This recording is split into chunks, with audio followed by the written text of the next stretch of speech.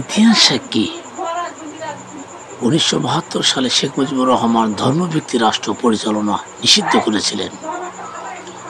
সুতরাং শহীদ প্রেসিডেন্ট জিয়াউর রহমান সাহেব উনি ধর্মভিত্তিক রাষ্ট্র পরিচালনার পক্ষে ছিলেন এবং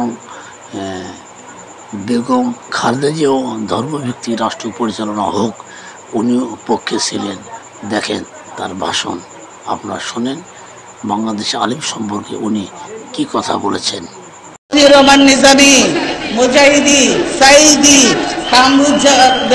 সাইদি, কামরুজ্জামান, কাদের মোল্লা, এদের সবাইকে তারা মিথ্যে মামলা দিয়ে গ্রেফতার করে রেখে দিয়েছে।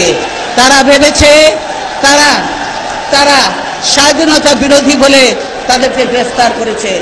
আমি বলতে চাই আজকে তারা যে অবস্থা করেছে, গোপন চুক্তি করে, স্বাধীনতার পরেও যে গোপন চুক্তি করেছে, স্বাধীনতা বিরোধী শক্তি হলো এই আওয়ামী লীগ, হলো স্বাধীনতা বিরোধী শক্তি, দেশের বিরোধী শক্তি হলো এই আওয়ামী লীগ।